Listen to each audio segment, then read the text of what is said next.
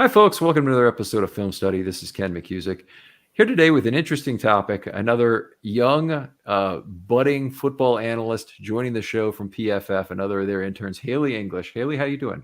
Good. How are you? I can't complain. You're going to tell us about coverage rate over expected, which, as I understand it, is a way you're trying to link college athleticism metrics, combine available statistics, and whatnot. You're going to tell us about that to professional success in coverage. Exactly. Yeah. All right. First of all, talk a little bit about maybe your background, how you got to working at PFF, and tell us a little bit about Haley. Yeah. So I grew up in a really big football family. We're all big Jets fans, not Ravens, but we haven't had the most success, but it's fine.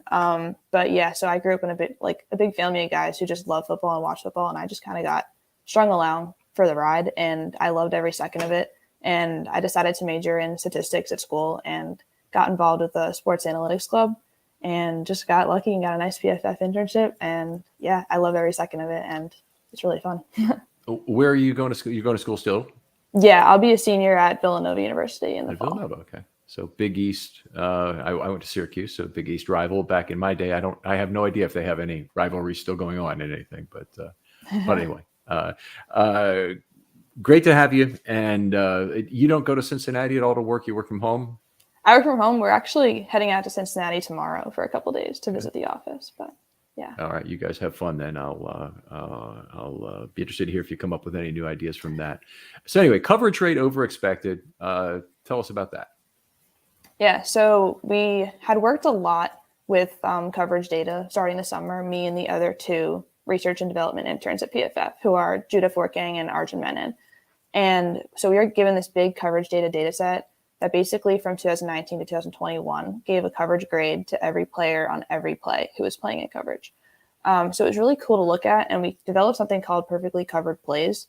And that's kind of where every player on the defense, yeah. Okay, well, it just the one thing I want to mention, I'm sorry for raising my finger there, but a coverage grade is this is the raw +2 to -2 grade, or is there now even a more differentiation in that grade underneath?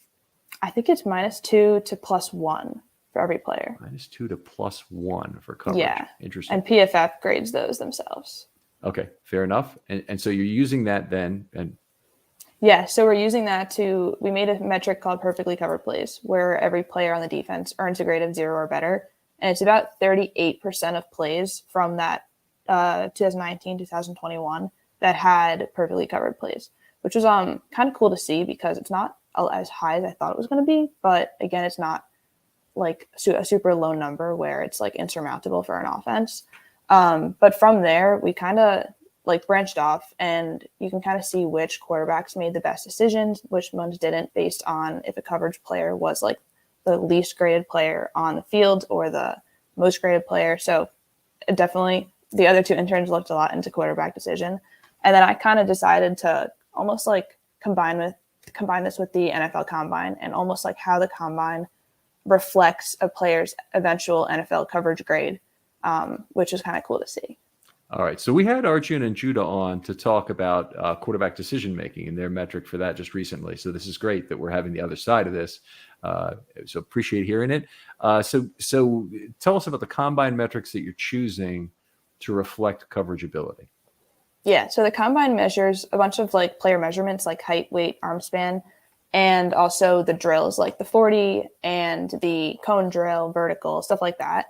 And obviously players that did not participate in the combine or only had like one value filled in, they weren't included in the data set because there was too many missing values. And we performed a thing called K&N imputation, like K nearest neighbors. So to impute the missing values. So let's say one player was missing a vertical and he had 40, he had a cone drill, he had almost every other measurement in there. So the players that had similar measurements and similar results from other drills, and then also had that vertical in there, what the value that was imputed for the missing player was a similar value towards that. So it's a really good way to impute a value that's like almost as accurate as possible, given we have a lot of data from other players. So that's how we kind of fix the missing values for it. And yeah. What sort of percentage of the players did you have the full set of values for already?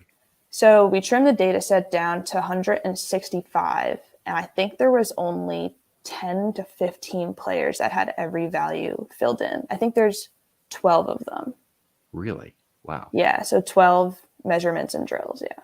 Okay, and then a lot of imputing from that using nearest neighbor things, and that's done in a lot of data management applications that we would use. You try and find customers that have several criteria that are like it. You don't always know all the sub criteria. You take what you have and you try and pick the best sets. Okay, so now which metrics turned out to be most important in terms of predicting pro coverage success? The 40 was a big one, even though the fastest players, I had a little chart in my article. The fastest players mostly didn't come from like the first round. The second round and third round really had a good chunk of the fastest players. The undrafted ones were obviously like the slowest, but 40 was a big one, especially cornerbacks, vertical, and safeties also. Vertical and broad jump were the two main, biggest factors in it. And linebackers were mostly made up of the height, weight, just like body measurements for linebackers. Okay, so not speed for linebackers, but height and weight were bigger coverage factors? Yeah, height and weight for linebackers was the biggest. Wow. Okay. Would not have expected that. And it kind of makes sense. I think that the 40 times in the middle rounds tend to be a little bit better. Obviously, there are some great 40s at the top of the draft, and they usually always are, but there's also a number of extraordinarily raw, pure speed guys that get drafted in the middle rounds. Tariq Woolen from this year is a guy who probably was in your data set and would have been an interesting, probably would have been in that group. He might have been going in the fourth round even. Okay. So you have, how did you determine that these were the most important factors is the next thing? Yeah. So once we did the K nearest neighbors imputation and had a full data set of every value filled in for every player, we did principal component analysis, otherwise known as PCA, on it. So basically it will get the, it's like hard to explain, but so a lot of the combine variables correlate really highly to each other. So like vertical and broad jump are like very, very similar. So you don't want to have vertical and broad jump like weighted the same as the other measurements and drills in your data set for your eventual model. So you want to almost reduce that down to a couple of principal components, and the principal components will take into consideration all of the 10 to 12 measurements, but it'll assign like a weight to each of them, which kind of makes it like a better representation and reduces the multicollinearity of the data. So eventually in our regression, we used the first two principal components, which captured a percent of the variance. I think it was around maybe 70% of the variance of the data set, and along with position. Okay. So the example I like to use for principal component analysis is for baseball, and to say that if you're trying to predict the number of home runs that somebody will hit, you might look at position, salary, and most common batting order position, say example. But if you look at those and you find that the number 4 hitter hits twice as many home runs, and your highest paid player hits twice as many home runs, and your first baseman hits twice as many home runs, you're actually capturing the same information. So what the principal component analysis is trying to do is trying to divide out what is common information at a collinearity of the data there, and try and select only the pieces that provide the best non-overlapping data from that set of M variables you have. It picks the N that you want, in math terms. Exactly. In my article, I had a correlation matrix of all the combine variables and how much they correlated to each other. So that was kind of cool to see, like visually. All right. Well, very cool. So you got principal component analysis, and that's giving you the most important variables, but it's got a weight for everything. That's how it's representing that. And then what do you do? What's the output look like from that? Yeah. So the output was the principal components that you can put into a linear regression formula. So basically, it turned out that the best regression, that where all the values were significant and everything, had the first two principal components along with the position of the player. So linebacker, cornerback, and safety combined with that. And then from there, you can run predictions and get each player's predicted coverage rate in the NFL based on their combine data. Okay, so let's talk about anytime you can bring this back to a Ravens explanation, that'd be good. But we may not be quite there yet. Were there other things about the methodology that you want to talk about before we talk about maybe some individual results? I think that's about it. Yeah. Then let's talk some individual results for the Ravens, for the league, however you want to present it. Yeah, awesome. So in my slides, I don't know if you want to. Oh, sure. Yeah, let me bring those up. You have to actually share your screen, I think, and then I will bring it up here. As soon as you do, I can add it. I could also do it actually if you're having trouble, and then I can move the slides for you, but better if you do it on your screen. There you go. I think that works. Okay. There you go. Perfect. Awesome. So explain the methodology.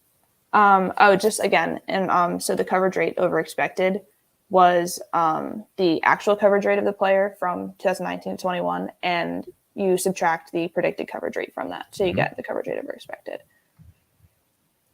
So we get a top 15 from this. And you kind of see like a trio of current Seahawks, which are John Reid, even though he was drafted by Houston. He's now on the Seahawks. And you also see Marquise Blair and Ugo Amadi in the top 6, which is kind of insane. So it means like that Seattle drafted some of the least athletic people from the combine based on their data drafted the least athletic people from the combine, but again, did turn them into very great coverage players, which was awesome to see. And you can also see that the draft round, like you see a lot of 2, 3, 4. So there is a lot of value in the mid rounds. So maybe you can find those players that maybe didn't have the best combine, but did perform really well in college. And if you really think you can transform them into a really great coverage player, then go ahead and pick them. You might get great value there. All right. So what we see out of Seattle, maybe I see a couple of the Las Vegas names on the list as well, let me just parrot back what I think I heard you say. Seattle has proven themselves to be well above average in terms of their film analysis relative to how they use metrics in making their selections, meaning they're taking people who the metrics would have said they don't really look that great, but their tape in the way Seattle analyzes it is really good. Or possibly number 2 is they're figuring out how to draft players who have traits that they can then bring into their building, mold with their own coaching into better coverage players than they were in college. Yeah, I think it's more of the second one. Something that I really wanted to look into was getting like college stats instead of just like combine and pro day stats, and kind of seeing how that compares to their NFL coverage rates, just instead of using the combine. Okay, so you would have some players on this list who were maybe held back in their own system in terms of their didn't have the greatest coaching, didn't have the greatest system fit for themselves, who didn't have necessarily great college results. Now, this is still relative to their athleticism metrics. It doesn't have anything to do with their college play. Yeah. Okay. All right, I have to stop myself there.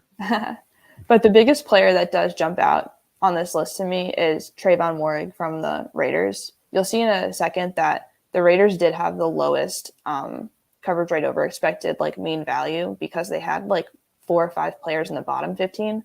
So the Nate Hobbs and Trayvon Moehrig were like pretty much canceled out by those really like not great players. But yeah, Moehrig, we're looking into more of stats from 2006 on, and even just using like percent pass breakups, percent target, and Moehrig's like really showing up towards the top of this list and every value we've really computed so far. So he's a name to look out for in terms of like being a statistician's best friend. Now he was a very highly touted safety when he came out. I don't know if he actually went in the first round, but he was slated. A lot of people thought he would, and he might have gone in the second round. Yeah, he went in the second, pretty early in the second. Okay. All right. Great. So the kind of the Ravens equivalent to some of this would have been a player like Orlando Brown at tackle, who terrible, disastrous combine, just had terrible metrics that would have said he'd been a terrible right tackle by a similar system to evaluate metrics, but he's turned out to be pretty good. Exactly. And we can get into the Ravens players that were on this list right now. So there were 3 of them out of the 165 players total. It's not as many as other teams. Like the Raiders had, I want to say, as high as 7 or 8 players on this list, or like from the combine. So in order to meet the requirements to be on this list, like one, you had to have performed in the NFL combine or a pro day with like adjusted values. And you also needed to have at least 25 snaps per season over the past 3 seasons. So if you were drafted in 2021, you needed 25 snaps last season. Or if you were drafted in 2019, you needed 75 snaps over the past 3 seasons. So there were only 3 Ravens that made this list, were Geno Stone, Patrick Queen, and Malik Harrison. And they were basically above average, but like nothing stood out as far as a coverage rate over expected. Geno Stone was the highest, and then Patrick Queen and Harrison were towards the middle, but they were all in the top half, but nothing like extreme, like they performed over their combine. Okay. Now, just to be clear, a veteran player like Marlon Humphrey, since he was drafted a while ago, is he still in this group or not? No, this is only from players drafted 2019 and on. Okay, so I have to think of who the Ravens have that's even in that group. They've had kind of a veteran corner group and a fairly veteran safety group. So Chuck Clark's not in the group, for example, and Deshaun Elliott is probably not in the group because he didn't have enough snaps at least one of the years. Do you remember if he was in the group or not? These were the only Ravens on the list, so yeah. These are the only 3 period that made the criterion. Exactly, yeah. Oh, okay. Okay, so all 3 of the Ravens were a little bit above average to a lot above average in Geno Stone's case. Interesting. Okay. Yeah. So is there more that you can tell us about Geno Stone in particular, or then Queen and Harrison? Yeah, exactly. So Geno Stone actually had the highest predicted coverage rates out of all safeties. So even though he was a 7th round pick, he had the best combine in terms of like predicting an NFL coverage rate out of every safety on the list, which is like very impressive. And they might have really gotten great value for him in the 7th round. It seems shocking. I know that PFF loved Geno Stone. I don't remember how much you remember him. He was the 53rd best player in the PFF draft guide that year. So they had him going in the 2nd round or something. But he lasted a long time. Finally, the Ravens had a pick in round 7. They got him. I'm fascinated by the notion that his combine metrics predicted him to be the best coverage player, a best coverage safety of that draft. Was it of that draft or of the 3-year period? Of the 3-year period, yeah. Holy mackerel. That's a lot of safeties getting drafted in that period. So he's ahead of Morig, for example. In terms of, so Morig actually had the 2nd lowest predicted coverage rate for all safeties over the 3 years, and he turned out to have the highest actual coverage rate. Can you tell us where Harrison would be this year? Did you happen to look at the 22 draft yet in terms of who doesn't project well? I know Ravens fans would be really interested in hearing that. I did not look into that yet. I could look into that and let you know. What I'd like you to do is I'll promo this, and when you do, hit me up with here's Harrison this year was whatever. Did not have a good 40 times, so it'll be interesting to see, but he's probably a candidate to beat his expectation. Okay. Now, one of the things that will surprise a lot of people is that Patrick Queen is in the middle of this list, and that Malik Harrison is in the middle of this list. Certainly surprises me. Is that more a function of they didn't have a particularly high predicted coverage grade, or that their actual was pretty good? So they were basically average in both of them. So they had fairly average predicted coverage rates, meaning they had a fairly average combine values that would contribute to a coverage rate in the NFL. And then they followed it up by like beating their predicted coverage rate just by like a little less than 1% for each of them to have like a better actual coverage rate. But again, it wasn't anything like outstanding. Like a lot of other linebackers have ended up having higher coverage rates than them in the NFL. Right. And what you really want is the Geno Stone situation. You want a guy who has an enormous predicted coverage rate and then actually does even better than that. Exactly. That's the really good thing you want. Okay, so with Queen and Harrison, the question I have for you is that PFF, among others, and myself included, have destroyed Queen and Harrison for their coverage ability at the NFL level. I mean, they've been horrible. So how does coverage rate, which is, as I understand it, just a percentage of plays on which you get a 0 or positive score, right? Yep. Okay. How does that compare to like PFF grades for this kind of thing? Is it like a frequency and severity model where when they have a bad play, it's a really bad play? I mean, it does go from -2 to 1. So a really bad play is worth a lot more than a really good play. Mm-hmm. So, but a coverage rate and like an average coverage grade over there, like all their snaps, is a fairly similar ranking and number. I don't have it up in front of me in terms of what PFF's grade was for Patrick Queen, but I don't think his coverage grade was very good last year. I might be wrong, but maybe it was better than I'm thinking. It was better than the previous year when he was awful, but that I would think that would still be reflected in some of these numbers. So interesting. So I will have to compare this to what's gone on here. Are there other things you'd like to take us through in terms of the study? Yeah, I have like a bunch of defenses specific, like not individual players, just like certain defenses, and how the Ravens did with that too. So first of all, like I computed 3 separate like metrics for each team. So the first one was basically a mean coverage rate over expected. So taking those values and just averaging it through the players. And the Seahawks were the top, and it really makes sense because they had the 3 players in the top 6. And again, the Raiders, as I said earlier, they had the lowest, even though they had 2 in the top 10. But they also had like 4 or 5 in the bottom 15. So it really like drew them down, and it didn't help that their ex-cornerback, Damon Arnett, was by far the lowest, had like a -15 mean coverage rate over expected. And he's not on the team anymore, but he really dragged them down. That's one of the picks that helped the Ravens to get Patrick Queen, is he was picked ahead of them by the crazy Raiders drafting under Mayock. Definitely. Yeah. All right. So looking at these team ratings, we're still constrained by the fact that if the team didn't have a lot of draft picks during this 3-year period, you're working off just a couple players. So in the Ravens case, it would be only Stone, Harrison, and Queen from what you've told us earlier. Yeah. And the Ravens they ranked towards the middle for the coverage rate over expected average and their actual coverage rates. Again, like because the 3 players didn't have the highest coverage rate over expected, and they also didn't have the highest average coverage rates out of like all of these players. But they did draft the 6th most athletic players in the draft. Okay.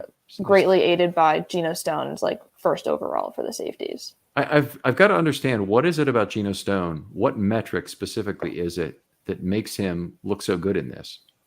Do you happen to know? I'll have to go back to his numbers in his draft, but yeah, whatever the principal component, like his values that contributed to that really set him high. Okay. Again, that's something I'd love to hear, have a little back and forth with you on Twitter when the article comes out, or sorry, when the piece comes out here. And the average coverage rate I'm looking at the bottom of this slide, is that the average for the whole team, or again, just the 3 players? This is for the 3 players on the team. Okay. Do you have anything for the whole team? For the whole team, I computed, so we went back to 2006, and we had a little like trouble with the data because we didn't have values for every player on every play.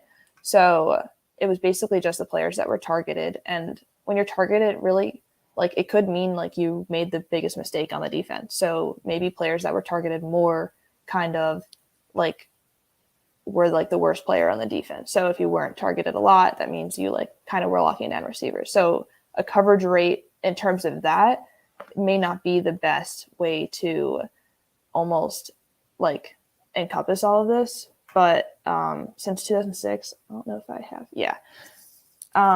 So right now we're working on combining a bunch of metrics into one and almost giving them like an overall value. So like a coverage rate when they're earning a coverage grade, how often they're targeted, miss a tackle, interception, like average coverage grades, so stuff like that is kind of cool to look at. So the Ravens cornerbacks were actually 6th in terms of a coverage rate.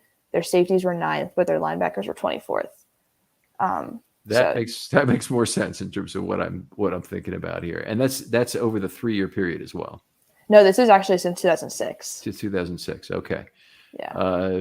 Well, that includes some pretty damn good linebackers in that period of time. Interesting. Does it include both outside and inside linebackers, or just insides? Only when they're playing coverage. Only when they're playing coverage. So you still have a fair number of good outside linebacker snaps from players like Tyus Bowser, who were in coverage, and Earl Thomas, if you go way back, who would have been in coverage. That's interesting to me. I would like to see some breakdown of players.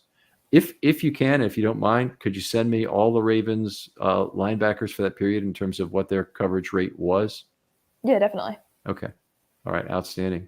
This is fabulous stuff. Just entertaining stuff. I so much love talking to you PFF guys about the things you're working on. What else do you have to tell us? Yeah, so there were actually 2 like notable Ravens in this initial top 10. I did top 10 by position, but so far in this initial top 10, that's kind of not finalized yet because we're working on weighting each feature so far. But just a raw top 10, Marcus Williams and Earl Thomas are both top 10 in safeties, even though Marcus Williams hasn't really played a snap for the Ravens yet, but he's definitely like an amazing addition, and I would love the Jets to get him, but he'll do amazing things on the Ravens.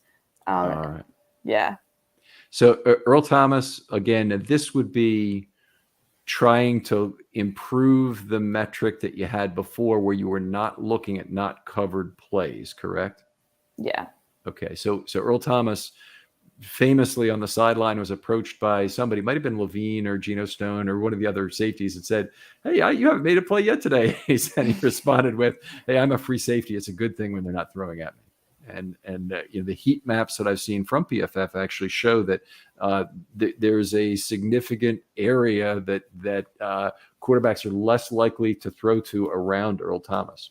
Oh, wow. And yeah, and safeties do. So like from that period of 2019 to 2021, when we had the grades for every player and every play, safeties by far have the highest coverage rate, and like that averages around like 92-ish. Because they have a lot of 0 coverage grades. So like if the play didn't come near them, stuff like that. Okay, right. So it takes a really bad play for a safety to get a negative coverage grade by PFF, and so you have high good coverage grades, even though most of that is zeros and not necessarily positives. Exactly. Yeah. All right. Okay, fair enough. This is something I used to talk to Neil about every once in a while, and he used to say that the thing he did not like about the system, or the weakest point in the system, was some of the cornerback coverage grades in particular, where you weren't scoring a play where the player was not thrown at. So what you're doing with the other the new metric you're trying to create is to create something that tries to evaluate that. Nobody's going back and looking at more film, right, for those years from 18 and previously, and trying to look at non-coverage plays, non-thrown at plays, to find out how players should be graded in the way they have been from 19 through 21. Exactly. It's a really cool way that they're grading players, and it gives like a really accurate coverage rate for players in coverage. The new way does, but nobody's going back on the film from 18 and prior, because PFF's done some backward looking projects in terms of going back to 2006 and adding that year was one they did. I know that was a lot of effort. I do it sometimes myself, and it's a lot of effort to even go back through one more Ravens season, but can't imagine for the whole league how much more that would be, other than to say 32 times as much. But the whatever you're creating for any previous years is just going to be an approximation of coverage, as opposed to what's done today, where it's a every player gets a grade. Yeah, exactly. Okay. All right. Outstanding. Great stuff, Haley. What else you got for us? That's pretty much it. There's these 2 other charts where just basically like a standardized value of the predicted coverage rate and their actual coverage rate for the 2019 to 21. So again, it only takes into consideration those 3 Ravens players. But they showed up again, like they drafted the 6th most athletic, but they were 15th in their average coverage rate. Again, that makes sense from the players predicted in actuals. Okay, fair enough. I mean, you'd expect them then, I guess, to have average coverage rates that were significantly higher than the 15th best if they drafted the 6th most athletic, right? If you're using A to predict B. Yeah. Okay. All right. Well, understandable. Interesting, very in-depth topic here, Haley. Appreciate you coming on to do it. Tell folks where they can talk football with you if they want to. I think I unshared the screen. There That's we good. go. Okay. Yeah, so I'm just a PFF intern right now. I'll be in Cincinnati the next couple of days at the office. But right now, you can follow me on Twitter at Haley E English 17. And yeah. Two E's in the middle. There you go. Thanks so much for coming on, Haley. Other folks out there, if you'd like to do a PFF, if you'd like to do a film study short, come out with any topic that you're passionate about, Ravens related, obviously, 25, 30 minutes, like Haley's topic here that we can get into in some depth. That's ideal. It does not have to be analytic in nature. It can be comparing receivers. It can be historical. It can be whatever you like. Something you're passionate about, though. I'd love to hear from you. DMs are always open on Twitter, and I'll get back to you very quickly. Haley, thanks again for coming on. You're a wonderful guest. Thank you. We'll talk to you next time on Film